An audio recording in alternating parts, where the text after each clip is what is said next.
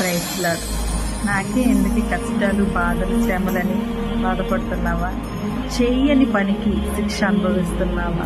నింద మోయాల్సి వస్తుందని బాధపడుతున్నావా? దానియేలును చూసినట్లయితే దానియేలు ప్రార్థన సింహాల నోళ్లను మోయించగలిగింది.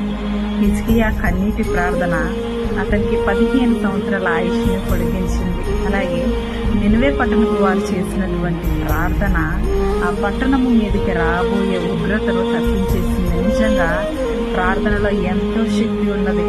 నువ్వు చేసేటటువంటి ప్రార్థన అది నువ్వు మరణ పడకలో ఉండి చేస్తున్నావో, లేదా భరించలేనటువంటి నిందలో, అవమానంలో చేస్తున్నావో, ఆ పరిస్థితిలో చేసిన అటువంటి ప్రార్థన దేవుడు వినటానికి సిద్ధంగా ఉన్నాడు.